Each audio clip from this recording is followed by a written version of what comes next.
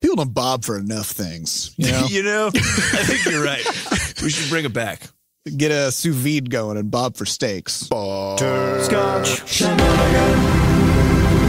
Hey, everybody. Welcome to episode 139 of Coffee with Butterscotch, the game dev comedy podcast, Butterscotch Shenanigans. I'm Seth, and I'm the games programmer. I'm Adam, and I'm the mancer of robots. I'm Sam, and I hold a certificate in schmoozing. And this is a show where we talk about life, business, and working in the games industry. And today is February 26, 2018. Before we get started, we have a warning. Anything can happen on this show. There will be profanity, bad words, swears, all of that. Just all of it. Both of those things. So if you're a child, do not listen to this show. Goodbye. The end. That's Honestly, we don't care if you listen to it. Not really. No matter who you are. And you won't either. You but won't your either. parents will. Yeah, there are apparently people. Apparently. Yeah. We don't want to hear from angry parents. Yeah, that's really what this is to protect us, not you. So I guess it's more like if you're a child, Listen to it in secret. be very, because when you're going to do what you want to do. Yeah, be discreet, you know?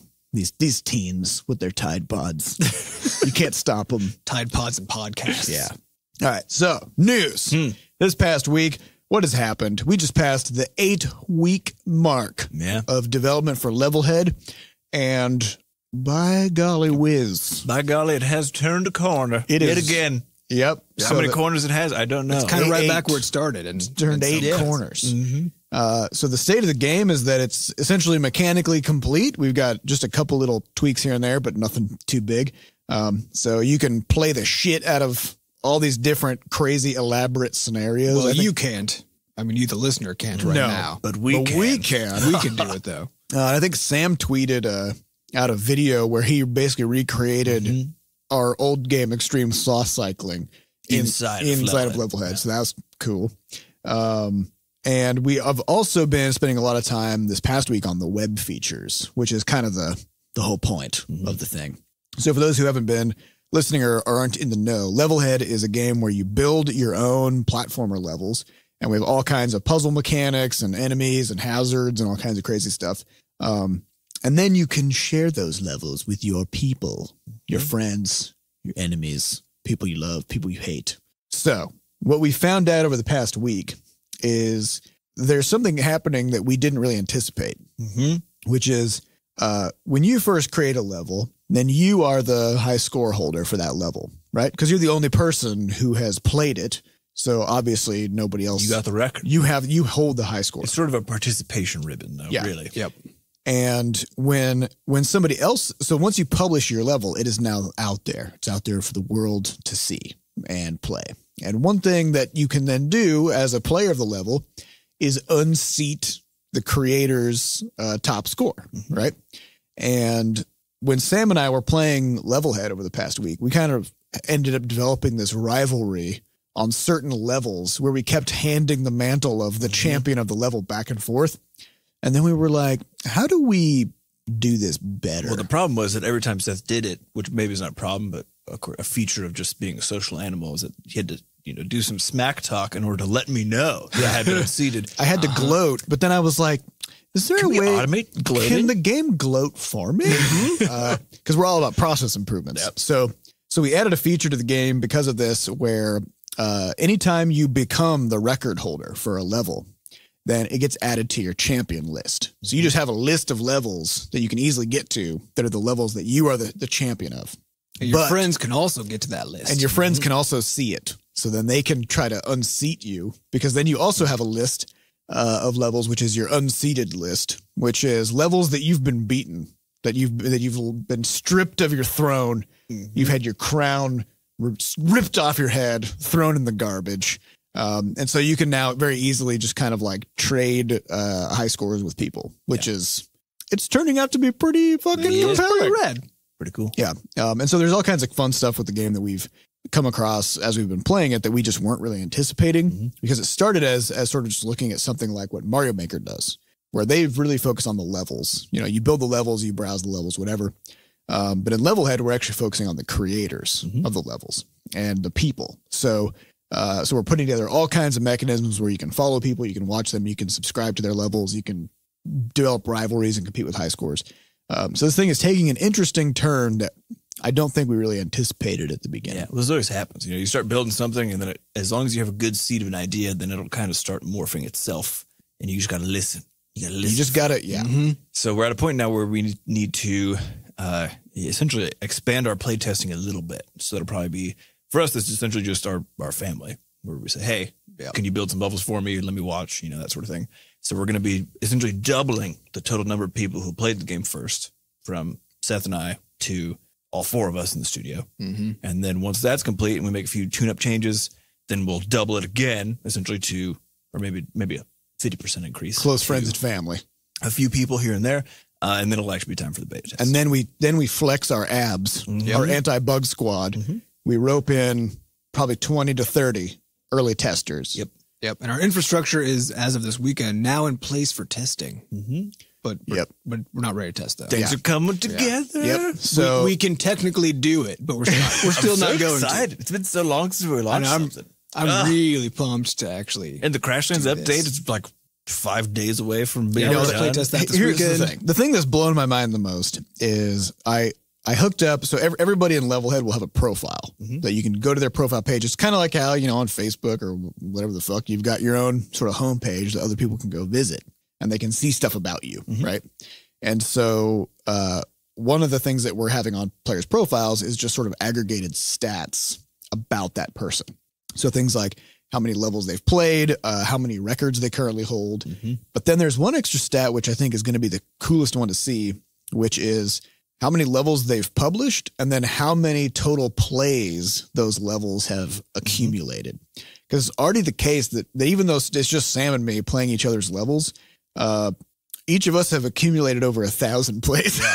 Like 1,700 or something. Yeah. And that's just like, I'm just playing Sam's levels, but they're good enough already that I've played them 1,700 times. Right. So we also realize that this range of numbers is going to make it really difficult to identify cheaters and hackers. yes, Which is something we now are going to have to deal with. That'll be a problem for next week. But it's just a problem for later. But yeah, it's not going to be fun. So far, things are looking pretty good for the game. So we'll have more information as time passes. Otherwise, last week Sam was gone from the studio because he went to DICE. Yeah, I went to Vegas. So that's fine. That's and then he like went to New York Yeah. City afterwards. So the New York trip was interesting. And the story I wanted to share. So I enjoyed the trip to New York. That city is so big and so full of people that you basically you just have to wait in line to do everything. Like that's just what I've understood about the city. Breathe. You want to get an Uber, you call your Uber, and then you go wait in a line of Ubers at the airport, and then you get in your Uber. So all sorts of things. But aside from just the scale of it, which is very much magnificent, there's a joke about, or I guess it's not a joke, but it's a sort of prideful claim. It's a city that never sleeps, right? It's the city where you have to wait in line to sleep. Well, so here's what happens. So here's my story from it. So my wife and I arrive, and we went there to see an art exhibit that she, one of the painters that sort of inspired her work, is still alive and had like a huge retrospective on display at the Met. And the Met is essentially just a fucking huge museum. Okay, so like a whole block. I assume that's some kind of hip city abbreviation for an actual name. Yes. I think it's not called just the Met. Metropolitan Museum of Arts. I don't know. Entertainment Tome. I don't know. I have no idea. It's called the Met. But yeah, so you go up to this building, check out the stuff, and then we checked into our Airbnb, and we're trying to go to bed because we flew in. I got back from Vegas at 1 a.m. the night before, flew out to New York 1 p.m, so I had like a poor sleep in between those two things. So I'm ready to conk out. We go to this Airbnb, fiddle with it, get inside, and it's one unit inside of what's called a brownstone building, which is one of those basically old house where they're all kind of smashed together, which most of them are in New York. And there's actually 6 people or 6 units inside this building. Some of them are Airbnbs, some of them are actual apartments. Now the problem is the building is so old that it essentially has nothing in terms of any sort of sound dampening, like in the whole building. And then on top of that, in order for like, if I wanted to go to the bathroom's actually not in our unit. It's just like a shared bathroom on our floor. Okay. With another person. Okay. So it's like being in college. It's kind of like being in college, except there's just the central staircase is what unites everybody. And what I mean unites, or does it divide everybody? Because this thing creaks so unbelievably loud. Anytime you just breathe on it, and it's like, it's just so old. I think it's crying out for death. And so we're trying to go to sleep. And from 9 until midnight, people are just like, there's only 6 going people in this building. I don't know what the fuck's happening. Everyone's just tromping up and down these stairs in like flip flops constantly. I don't know if it's like showers, what's happening. So it's true. If the whole building has one bathroom and people have to use the stairs. There's multiple bathrooms. There's a bathroom on each floor. Oh, okay. Right. But people are still like, I don't know what's happening. Maybe they have favorite bathrooms. Yeah, the people on the top, their favorite bathrooms on the bottom. There's a lot. There's so much going up and down. I don't even understand what's happening. I also like they emphasize it using flip flops. Yes. Just to kind of add some drama you got to the flip flops. You got the creaking stairs. Was anybody wearing wooden clogs? It sure as fuck sounds like it's like tap shoes. It's unbelievable. So this noise parade is going on for 3 hours straight. And finally, and I don't know why, but I think I was just because I was so tired. I had just sort of resigned myself to it, and I was just kind of conking out. But my wife at one point sits up, and she just looks. She's got like animal eyes. She's just like, I need to get the fuck out of here. And so she's like, would you be okay with finding a hotel? Because she's like, I haven't slept in like 3 days, just for arbitrary other reasons, and I can't fucking handle this. And so I said, okay, sure, yeah, let's just figure it out. Get this app called Hotel Tonight. Book a hotel. Go. Hotel Tonight. Hotel Tonight. Literally, of course that exists. I need a hotel tonight. Yeah, it's awesome. So you get super discounted hotels. So we get a cheap hotel that's in the city, and it says like it has like sound dampening windows. It's like one of the main things we were looking for.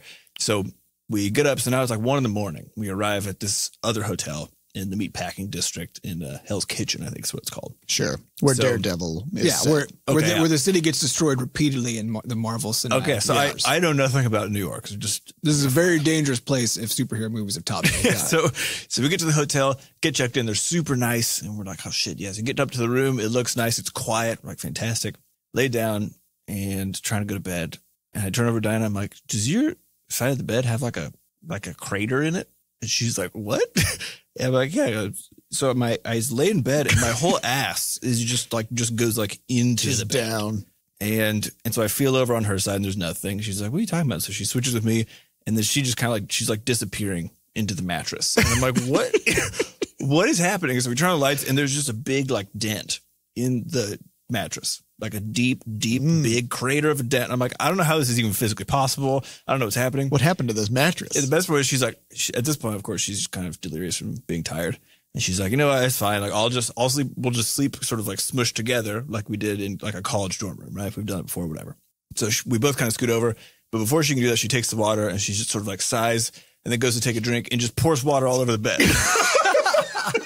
And I didn't mean like a small amount. Like it was one of those bottles that's like was surprisingly elastic, and she squeezed it when she was drinking and just poured just like a lake of water. Oh man! Onto the crater in the bed. So it probably pools into the crater, and now you've got a lake. So we're just like, what in the fuck is happening? You know, as far as like a Murphy's Law situation, we're kind of just there, and we get a towel, just kind of damp it up, lay it down, and then do our best to fall asleep. So we end up. So I guess it's a better marketing slogan to say it's the city that never sleeps instead of it's the city that can't sleep. Yes. Right. Yeah, that's exactly right. I think they did a thing where they took something that was actually negative and turned it into a positive for them. So much energy here. Yeah. Because people can't fucking get a good night's sleep, so they're just out. It even they're just out and about. Those do not disturb signs. It says like the one side says, I'm exploring the city that never sleeps. You know, come on in. And the other side says, unlike this city, I do sometimes need some sleep. And we're laughing because we're like, I can't do this here. We can't sleep at all. I wonder if people who live in New York are just fucking sick of that whole slogan just being on everything, you know? Well, it's like how we have the arch. Unlike the city, sleep. Yeah, everyone puts the arch on everything here.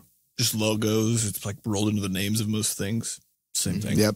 Sure you get tired of it. But yeah, it was that was quite the fucking adventure. I'll tell you that. Did not sleep very well at all the entire weekend, but New York's pretty interesting. If we have any listeners in New York, sorry about that. That's good luck. That's rough. Good luck sleeping. That's a rough time. All right. Speaking of New York City, Dwayne Watch. Mm-hmm. Dwayne the Rock Watch Johnson has a movie coming out called Rampage, which is a video game movie adaptation based off of the old Rampage and Rampage World Tour games, which were games that featured giant animals destroying cities. Yeah. It was a real popular thing for some reason at that time. It was pretty fun. No, I just mean that whole thing about giant animals destroying cities. Yeah. I don't know.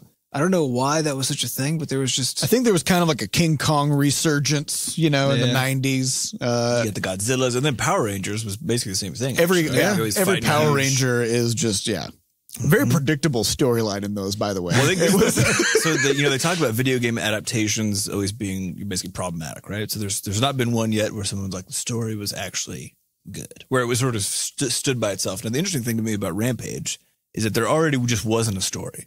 Right? Yeah. I mean, there are large animals. They are destroying vehicles. And you are one of those things, right? Yeah. So even in that case, the story doesn't follow what kind of follows one of the huge animals, but it follows Dwayne "The Rock" Johnson, who I guess himself is very large and could possibly destroy a city by himself. He could. But it follows him and his like gorilla buddy who becomes huge.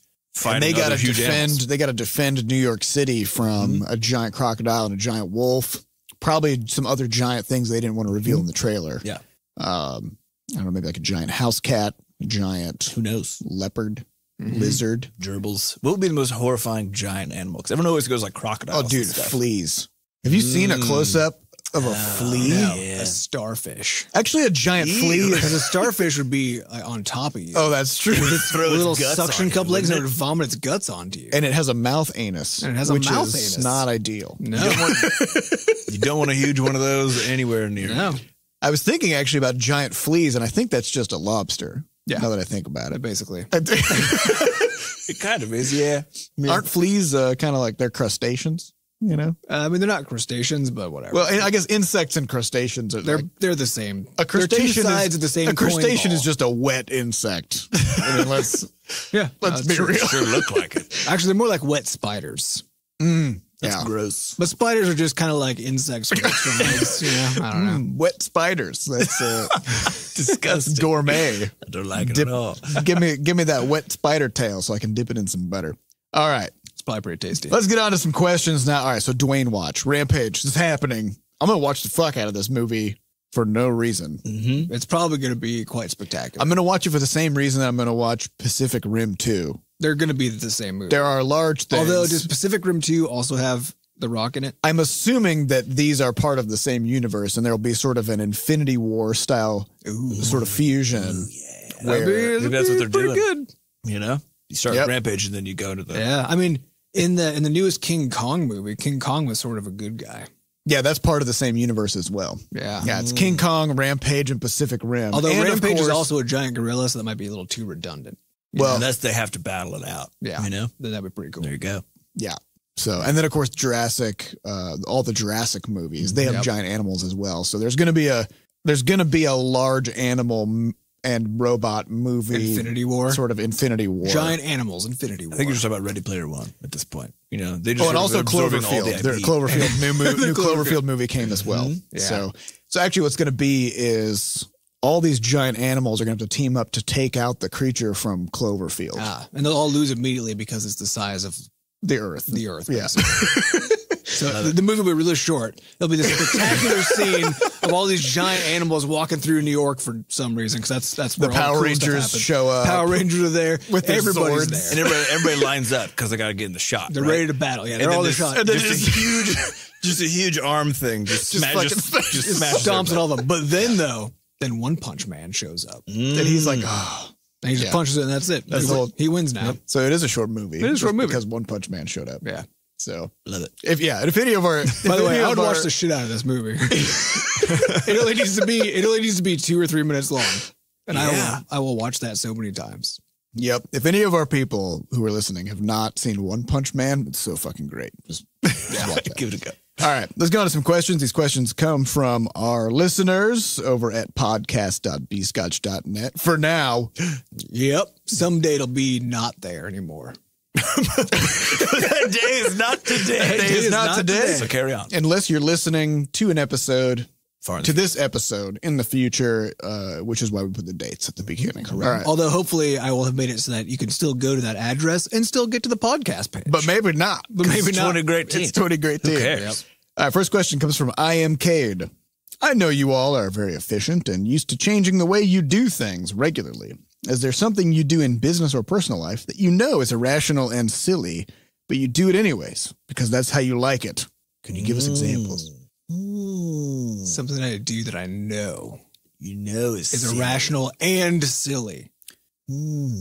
Probably something.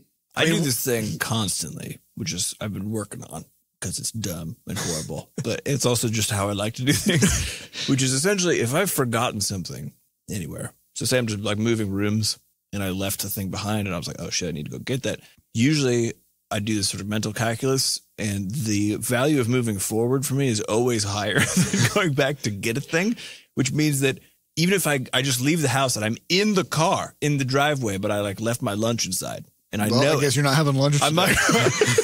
We've gone too far. It's sort of a Harold and Kumar we've come too far situation. I have the same approach to returning items to stores. I do not return things. I have literally never returned something, not because of any kind of a calculation, but just because I just don't want to go back there. Yeah. I mean, if I bought something and it turns out that it's not the thing I wanted, then that's just my fuck up. That's and on they you. can just keep it as a tip, you know? Cause I don't wanna. Although actually I do that with games also. I mean, I've bought some games that were just absolutely unequivocally terrible on Steam. And I could have I knew within moments. That's even easier because you just click a refund. Yeah, it would have been so good. easy. But I was just like, ugh, this is my fault. Yeah, this is my fault. I didn't do my due diligence. And that's so much work to go find. Because really, you gotta find the button. It's kind of a way of punishing yourself for not doing your due diligence. I think so. Yeah. You know? Yeah. I also do this thing where, I scramble the apps on my phone from time to time. And it's partly so that I don't scramble them, meaning I just move them around. Okay. Because part of the thing is you pick up your habits on your phone, right? So maybe you open it and you swipe like right 3 times to get to your Discord or whatever else. And so for me, it's about trying to disrupt some of those stupid usage habits. It works really well. But I wouldn't call that an irrational, silly thing to do. It is pretty dumb. Well, there is another. It's a pretty smart way to try to short circuit, habitual behavior. Because the dumb thing is the, opening up of Reddit or whatever. Sure. Well, I guess it does sound insane though, until you get to that, the final point about what it does for you. Yeah. Like, every month I scramble the apps on my phone. Why? I mean, it might be a better move just to take them off your phone. But I still want them. So it does seem a little weird that it's a thing that you want to have, but you don't want to be able to get to it. Well, I mean, there's degrees. You don't want to, I don't want to go extreme usage on anything, but I still want to have access. Here's what you should do. You should just uninstall. You should uninstall everything, and then anytime you actually need to use something, install it then. Because now the barrier is really high. But the moment you finish, uninstall it again. No, I used to do that with Netflix before I canceled my Netflix. Yep. Which was I would not have it on my phone, but then if I was like, I want to lay in bed and watch an episode of blah before I go to sleep or something, then I'd have to install it. But the problem is it only takes like 30 seconds. Yep. But they need to find your credentials to log into it. Yeah, that takes like 8 seconds. Not for me because they're all in my LastPass, which is all. Yeah, that's the same for me. Yeah. But mine is because mine automatically logs out of everything constantly, so I have to manually type in my password to get into my LastPass. Two-factor authentication. But even then, I mean, the problem is that just becomes a new habit. No, it is enough of a pain in the ass because that is the thing that's kept me from putting Netflix on my phone. Is exactly how hard it is to get a password into it. Because I've actually downloaded and installed Netflix numerous times and then been like, oh, it's too hard to log in. I don't know. I've always just like, my phone screen is tiny and there's computers that are mobile in the house.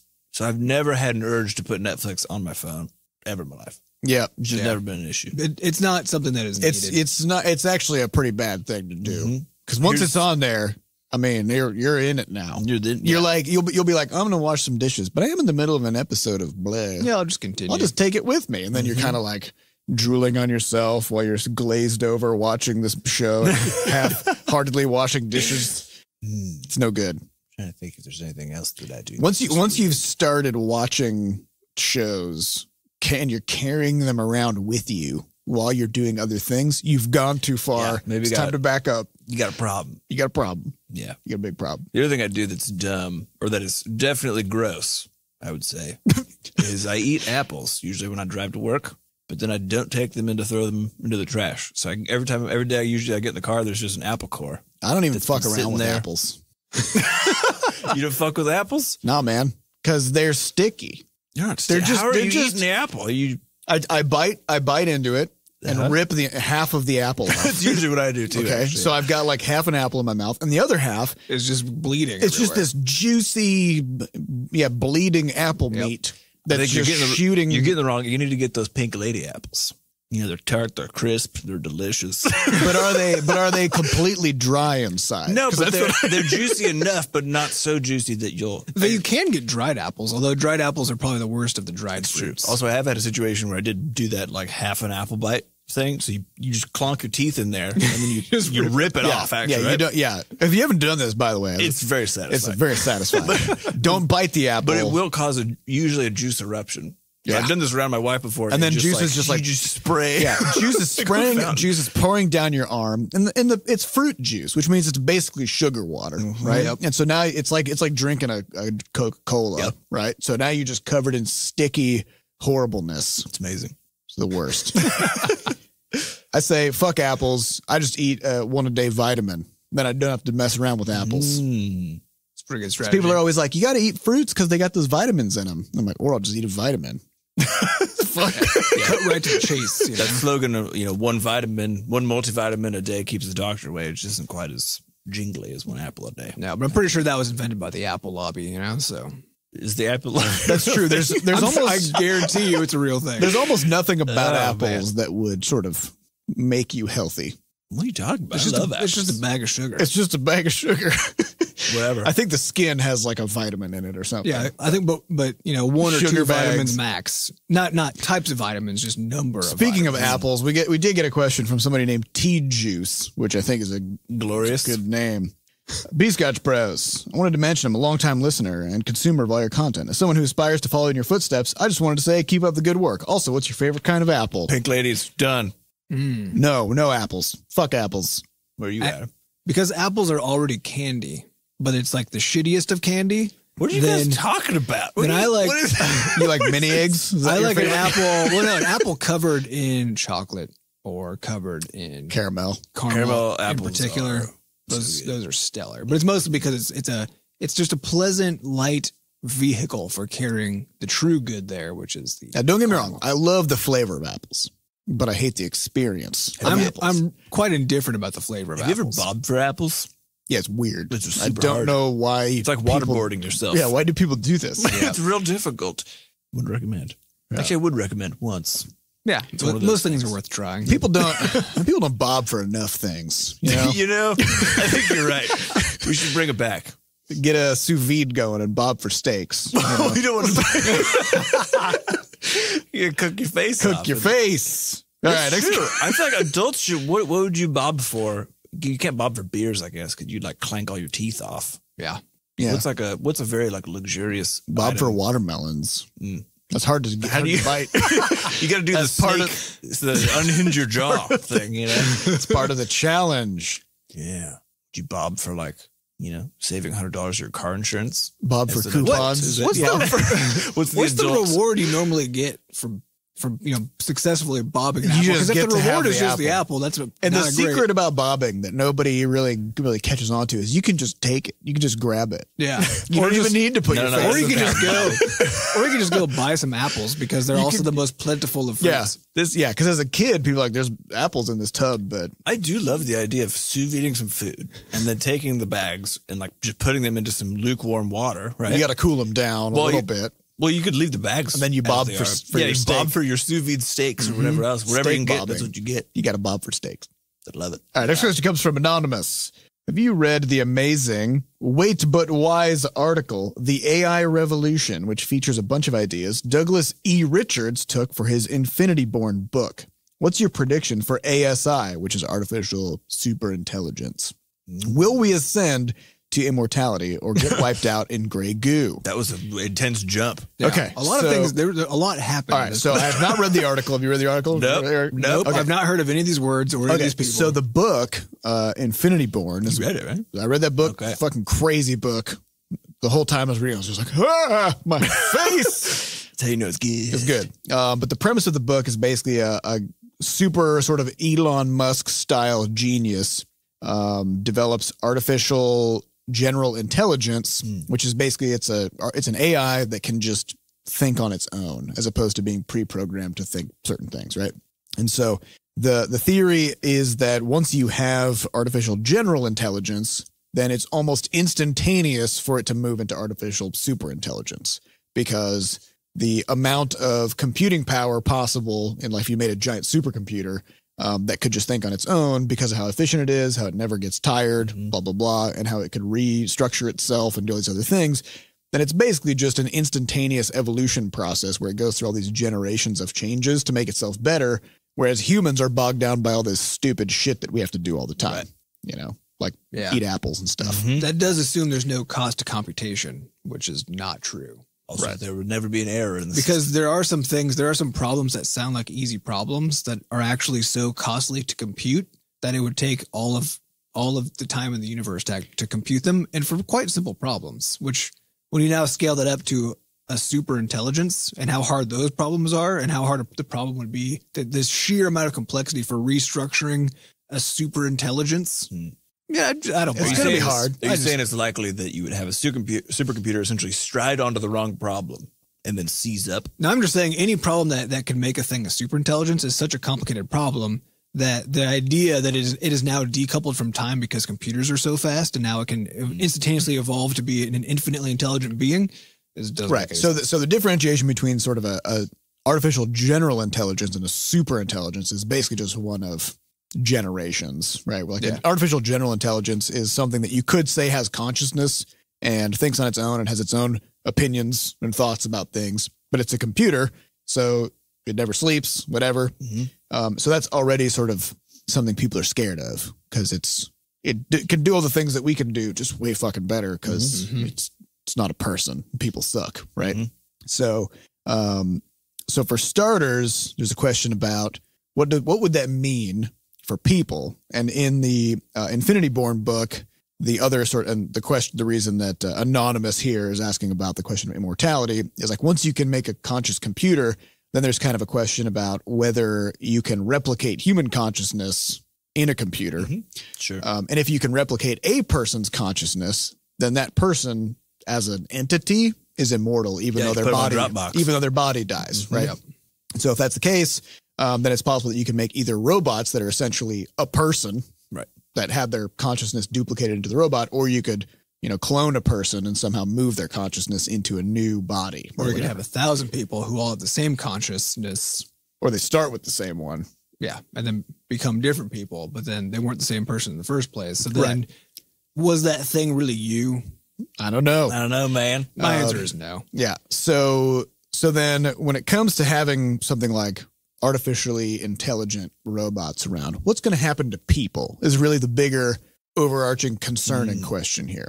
Because if you have things that are super intelligence, then it's kind of like how you would view an ant, where you see it walking around and you don't hate it because you have no opinion about it because its existence is so insignificant to you. Right, as a person. Though if you get enough ants, this can be a nuisance. If you get enough ants, then you have to kill them all. Get enough ants, then you hate them, and then you have to kill them all because they're biting you and they're eating your apple juice. Right. Yep.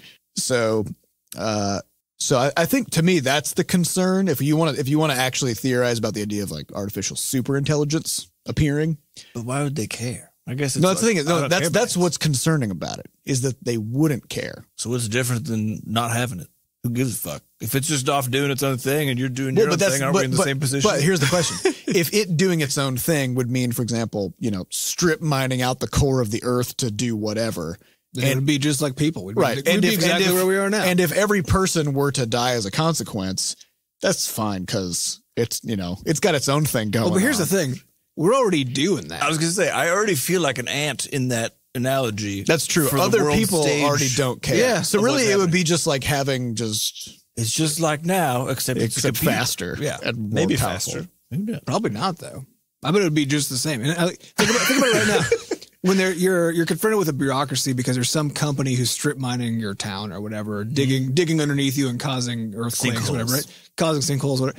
How hard is it for you to stop that right now? Literally impossible. Yeah. There's no way for you to just as normal. You have to act like a bunch of ants. And they together. You have to descend on a particular location and start biting. If you try to, because it's happening as a company, right? Because companies are basically the artificial intelligences that already exist. Right.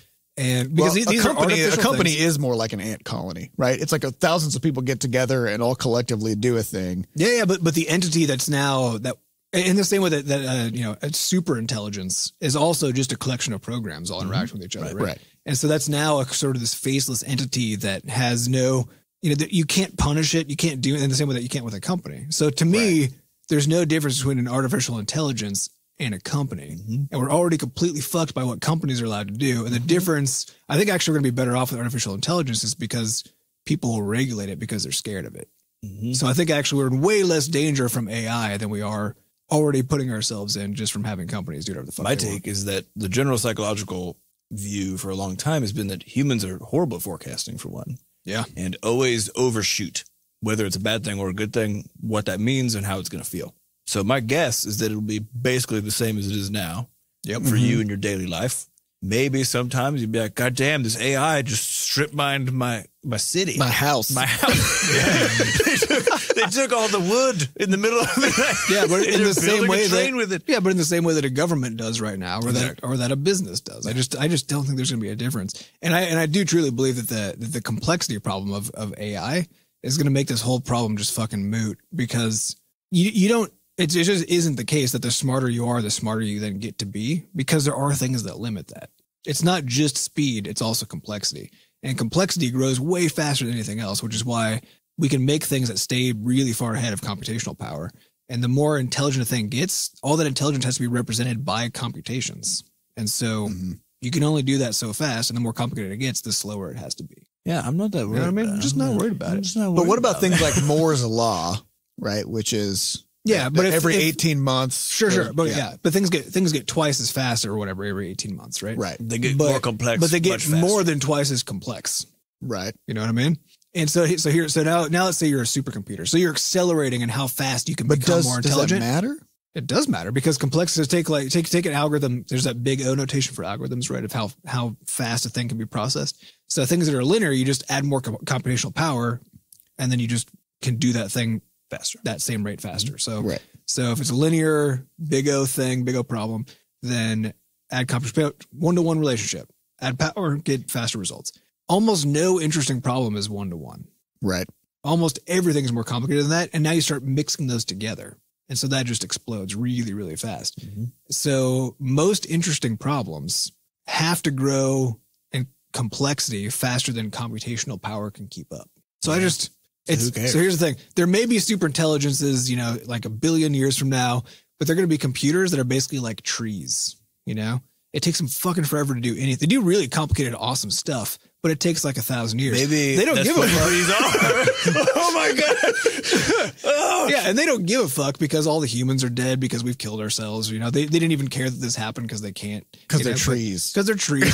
But yeah, they're just sitting over here chugging along, processing, having a great time, talking to each other, doing God knows what. But it's happening incredibly slowly. And every so often, some humans come by, just chop down, turn them into a house. What are you going to do? You take too long. Well, but then the trees start talking to each other. Then they release spores into the air. And then we all start get that one movie. That's how you get M. Night Shyamalan. All right, you heard it here. So supercomputers, basically trees in the future. Don't worry about it. Or trees are supercomputers. We're just building houses out of them. We don't even fucking know what's going on. Probably. All right, next question comes from coolaboola. The feelings you had playing video games as a child. Have you lost it? Are you constantly trying to rediscover it? Have you lost it? Have you ever rediscovered it? Hope. It is the quintessential human delusion, simultaneously the source of your greatest strength and your greatest weakness. Where are we going today? This is quote from the architect from The Matrix, I assume. Right. So here's the thing. Actually, I had an interesting dinner conversation with my wife last night about this. Something similar. About hope?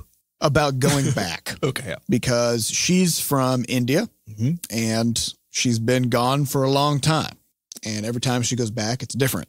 And it's getting more and more different from how it used to be every time she goes, right? It's accelerating. Yeah. And we were having the conversation and I was like, I think something you just got to understand is like, you can't go back to India.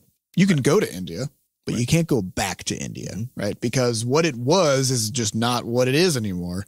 And that's true of everything. And I was thinking about this with the new launch of the new classic WoW servers, which is the way that World of Warcraft was in 2004. And I could, when that comes out, whenever, next year or something, I can play it, but playing that now is going to be very different than the very first time I booted that game up when I was 17 years old. You can't recapture that. Yeah. Well, we talked about this. I've talked about this. Everything was different. Mm-hmm. Everything was different. Yeah, everything was different. Because we talked about this in the past where I talked about Fallout 3, which was still is one of my favorite games. But at the time I played it, everything about it was new. I hadn't had any experiences like the ones that it presented. And the whole starting thing of, coming out and leaving the vault for the first time, which is then repeated in every Fallout since, that's the thing you just don't get to have that again. Yeah. So that is the thing. Like those moments are the thing that made that and then the whole series my favorite series. But every time I play it, I'm pretty sure what I'm really trying to do is recapture that somehow. Mm-hmm. And I still enjoy the games, but it's just nothing like it was. Well, I think there's a true power to that first experience in a lot of things, so generally, right? Yeah. But I think in the realm of games, I remember like that first time you evolve a Pokemon. Remember that shit? Yeah. I don't even know what it was specifically. It was probably like a Bulbasaur or something. Yeah, Charmander. It was always going to be your first one of those starters. But the thing is, like, that it just imprints on you as this really fun moment, right? Yep. And so, I think I mean, personally for me, there's been very few games that have hit that level of that same feeling nowadays. It's probably just because I've played too many of them, frankly. But I think everything is the same. It is. In order to get that effect again, it would have to be something completely new. Yes. To be able to, and I think this is kind of interesting though, because what we all do naturally is we chase those old things that we had, which is, drives the whole franchise economy, right? But really all you want is something new. All you really want is something new because the thing that you're actually chasing is the sense you got when a thing was new, first feeling. But you're chasing an old thing because that's where you saw it last. Yeah, well, but it can never be there. So it's like trying to get the pot at the end of the rainbow. Right. The rainbow keeps receding. You can't get there. Well, and this is why games that have been out for a long time, they need to have constant expansion packs, and there always needs to be something new. You can't just say, "Yep, we took all the stuff you loved and we just improved upon it a little bit," right? Because nobody cares. And it's the same reason why, for example, why did PUBG just fucking crush it? Right? Yeah. And it's because they did a thing that was so new to so many people, and being, capturing that feeling of being the lone survivor out of 100 combatants, the feeling of being hunted on a huge map. Yeah. And there are things in that game that so many, and the thing is, maybe they weren't doing any like one new thing, but the way they pulled it together into a certain package was just a totally new thing for so many people. Well, I can imagine. The opening scenario of all of the PUBG matches is you're coming in on that chopper or helicopter thing, whatever, right? Yeah. You're flying over and then you have to jump. Yeah. And you can imagine the first time, like that particular moment, designing a game to have a moment like that in the beginning, and you get to see the whole map from literally from a bird's eye view. Because forever after that, you're going to remember your first jump out of that onto like a PUBG map, right? Yeah. Because it's going to be like, what the fuck is even happening? This is not how normal games work as far as like you getting onto a map, etc. So, I think we're all kind of chasing it. Well, even No Man's Sky, I think above all, the thing that they promised that really made it a big deal was this idea of being able to explore an infinite universe in your spaceship, right? And that everything matters, and like there's all these planets and stuff. And there's been space games, and there's been crafting games, there's been exploration games, but the strength of that promise was something that just captured people's imagination as something that they would never get to experience again, or like something that nobody has ever been able to pull off before. And so even though, you get the hundreds of thousands of negative reviews of people saying this game is not actually fun, or this is not what I wanted, or whatever, people will still buy it because there's still just a chance that it's going to give them that one new thing. Well, it's interesting to think about is that sort of the actual mechanical constructs of the game end up becoming sort of just like the sameness soup that people live in. And then as a maker of games, you have to decide the points at which, if you have the production budget for it, where you can either break the rules or do something weird to give someone that sense again. Right. And it's something that actually we've struggled with some of our game designs in the past, because we do, like, you're kind of rushing to get, you're always production oriented, right? Because money is a thing. So you're trying to get this thing done on time, trying to get it out the door. And the reality is that, like, most of the things people remember are not going to be the 100 of hours of just sort of normal gameplay they're doing. It's going to be those couple of moments where things didn't work the way they first thought they did, or there was a twist or whatever else. And those twists require that soup be present, like that soup of normalcy be a thing that you can kind of then jump into and mess up. But it takes a lot of extra energy to actually like do that extra piece. Yeah. Right. Yeah. And I think the most fascinating thing about it is because I started playing World of Warcraft back in 2004 when it first came out. So now that game's been out for 14 years, almost 13 and a half years. And if I kind of think back about the things that I can remember the most vividly from my playing experiences, it's very front loaded. Yeah. Right. I mean, it's because the more time I put into it, the more it's kind of like how when you drive to work and you literally cannot remember it at all. Right. Right. But there was a time when the act of backing out of your driveway or something was a terrifying, harrowing experience. It's exhilarating, really. And you're just like, oh, and you're like looking at every mirror, like back and forth, and you're inching out, and it's just this enthralling thing, you know. But at a certain point, it becomes such a matter of course that it's not even noteworthy, right? And those special moments of what makes doing that thing interesting just get further and further spread apart because you've just seen everything. Well, I think that's one. To me, that's the saddest, most unfortunate thing about how we do have hobbies and how we consume, content and media and stuff that we're really into is we just constantly, because I think what we're all looking for is that original feeling, but we're chasing the wrong thing to get it. Right, because we keep revisiting the same stuff. Right, where we can't actually. What we're doing is we're chasing a thing that guarantees we can't catch it. You know, it's just not there. Versus, because we all have. So there was a long time where I only played first person shooters. It was just all I would do because that was the kind of gameplay that I liked.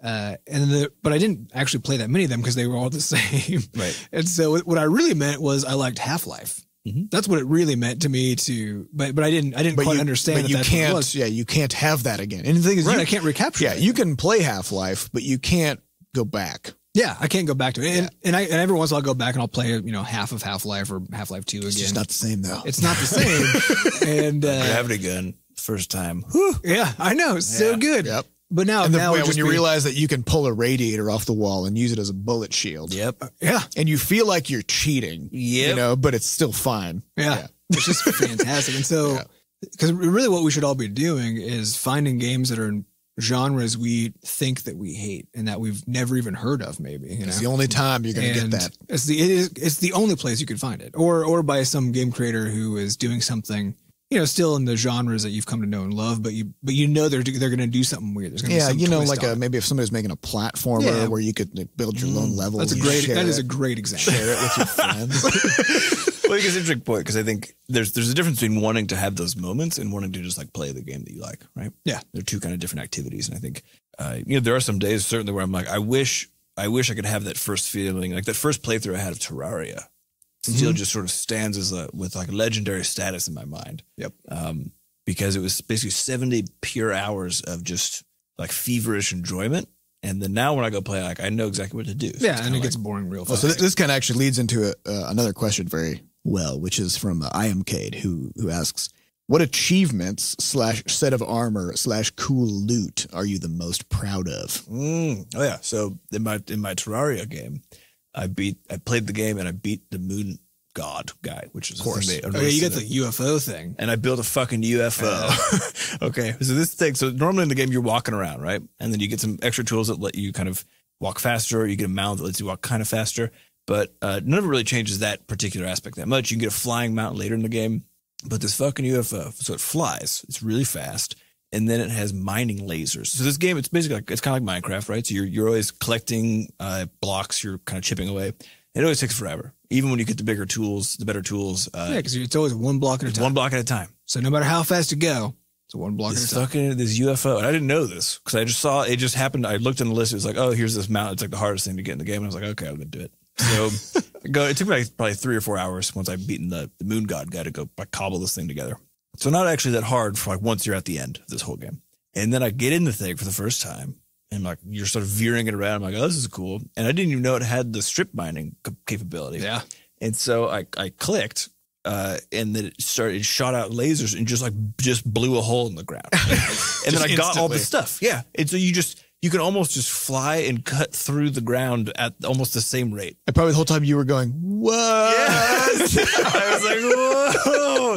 And then the first thing I did, just for fun, was my wife and I's base was always just kind of sitting there, on the ground, which is like a plebe. And so I took this new fucking sky base, this strip mining UFO, and I just took a minute and just cut it out from the ground and left a huge, just a tremendous gap between our little house and then the rest of the planet. And it was so fun. I think I called Adam. I was like, hey, you want to go try it? Yeah. I'll show You know something's fucking awesome when you, after doing it in a video game, you have to call somebody. Yeah. It was amazing. Yeah, actually, there were a bunch of instances when Seth was in a Kerbal Space Program for a while where he would do something just fucking nuts, and he would go on some crazy mission with some robot or whatever, or some, in particular with the rescue missions of various sorts. And those were fun. So he would then tell the story of what he did afterwards, and I was always like, how in the fuck? And I don't remember almost any details, but just the absurdity of those stories still sticks out in my mind, Yeah. I mean, I have two that I want to share. One is the Kerbal Space Program one, which is, so in Kerbal Space Program, you build spaceships and you try to go to space and other planets and moons and stuff. And their sort of Earth analog is called Kerbin, and it has two moons. It has one called Mun and one called Minmus. And Minmus is a really tiny moon that's really far out there. And a lot of people advocate for going to Minmus first because it's actually not sort of much harder to go to the farther away moon, because the hardest part is taking off and landing. But if there's not much gravity, then it's very easy to just take off, right? So I sort of miscalculated how much thrust my rocket was going to have, and I came in way too hot for my landing and just fucking exploded. But the capsules are very durable. So my whole rocket exploded, but the capsule survived, which means the Kerbal inside of it also survived. And I had a space station that was orbiting Minmus, just kind of, just chilling up there. And I have this Kerbal stuck down there, and I thought, I wonder if I can just use my little, because they come with a little EVA jetpack thing, kind of like what you saw in the movie Gravity with George Clooney with his little thrusters, Like, I wonder if I could use this. Yeah, I mean, it's very weak. If you're on the Kerbin, the Earth part, you can't even get off the ground. Yeah, with it. I was like, I wonder if I could use this to perform an orbital rendezvous with my space station, because you also have no instruments, so you have to eyeball it, right? So I had to keep I would basically get myself oriented, and I used the position of the stars on the map versus the position of the stars when I was looking in the normal game. Because when you look at the map, you're looking from a certain angle, but when you're on the planet, you're on the side of a planet, right? So up is actually, not whatever that orientation is, Yeah, and so I just had to keep flipping back to the map and back and forth and reorienting myself, and I fucking did it. I performed an orbital rendezvous with my space station, got in there. Using the stars as your tools. Using only the stars and a fucking tiny little jetpack. That's incredible. So that was pretty fun. I posted a video of it on YouTube, but nobody gave a shit. So. There's that one. And then the other thing that I'm kind of proud of is I often play melee characters in MMOs. So in World of Warcraft, I play as a monk. And one time I queued for an arena match, and my partner never appeared. And it was me by myself against two frost mages, which are ranged characters who specialize in keeping you from being able to move. Which, if your whole thing is you got to get up close to hit people, it's a problem. It's very hard, right? So frost mages are kind of like the rock to the scissors of melee, right? And I fucking beat 2v1 two frost mages, and it took me 15 minutes of just like adrenaline pumping combat. Of just like ducking behind pillars. And as a monk, you can do this weird thing where you can lay down a spiritual version of yourself anywhere you want. And then if you are within a certain distance of that thing, then every 25 seconds, you can trade places with it. So you can kind of teleport. And so I had to do all these jukes where they would freeze me in place, and they'd be winding up a big spell to fucking blow me up. And all of a sudden I'd be boop, and I'd just be somewhere else, and then I'd quickly heal myself. And, I was just sweating bullets. But man, that was a thing. What a rush. That was a rush. And then I actually, as soon as that was done, I uninstalled the game and took a year break. And I was like, Yeah, that's one of those. Well, we've done it, boys. I was like, I can't do anymore than that. So, Oh man. Yeah, I don't know. I never played games hard enough. I have lots of just good social experiences. And so probably my most favorite recent one was, there was a mod for Left 4 Dead 2, which was the Helm's Deep mod, where somebody constructed, Helm's Deep from Lord of the Rings. yes. but the orcs were replaced by zombies. There's Gatling guns. So it's this really fun just scene. And I was playing this with my wife and a friend from college. And I think these guys at some point played with us a bit. There, yeah. But we played that a lot of times because it's hard as fuck. And you have to keep on retreating backwards to get further into the just castle, like in the movie. Just like in the movie. And so we eventually memorized the timing of when things happen because, the wall breaks down. And so we were developing this whole system and we just played over and over and over again. And then we finally beat it. And it was a really fun. Was this when you guys were playing as velociraptors? Yeah. Yeah. So it's sort of velociraptors versus zombies. It was in Helm's Deep. Helm's Deep. It was sort of like the internet put into a concrete game. Yeah. It was a good time. But yeah, but I think my personal achievement though is probably the gnome from Half-Life 2 when you put him in the rocket. So you find a gnome, which is one of the achievements that they had listed there. Called Little Rocket Man. Little Rocket Man. Isn't it? Yeah, I think so. There's a gnome, I think 5 or 10 minutes into the game. And then if you carry it all the way to the end of the game, 12 hours later, and put him in the nose cone of a rocket, then you just unlock this achievement. Mm. And so it was my second playthrough of the game, and I decided I needed to do that to just make it more interesting, which was quite the adventure. And it was... Didn't you wrote up a whole article about it? Yeah, I had a blog post about it, but that was back when I wrote miscellaneous random blog posts that nobody read. One time, Adam made a companion cube cake. Yeah, my wife and I made it. Posted it on your blog, and that got 60,000 page views. Yeah. Which for a blog post in 2006. That's a pretty... 2007, something like that. Yeah. Whenever Portal came out, basically. Yeah. I think one of those achievements that I got that was good, but also maybe indicative of like a problem was in Left 4 Dead, the first one. You get the zombie genocidist. Yeah, 50,000. 53,000, like 347 zombie kills. And I got it, and I was like, shit. That's too many. I had the same reaction when I got my kill 100,000 players in World of Warcraft. Yeah, and that's players. That's not zombie hordes. Those are real people. Yeah. To be fair, though, if you're in a group and somebody from the other faction is killed by anyone in your group, that still counts. So it's not as direct. So it's as like an accessory to murder as well as murder. Yeah. Yeah. And it used to be the case that they had these big 40-on-40 battles, and that was where most of it happened. So you'd be in a huge group and other people on the other team are just falling over left and right, So, but still, I mean, that's a lot. I am curious what fraction of their player base has that particular achievement. Can you still get it? Does it still exist? You can still get it. Okay. It's very tiny, I would imagine. It's not a lot. Yeah.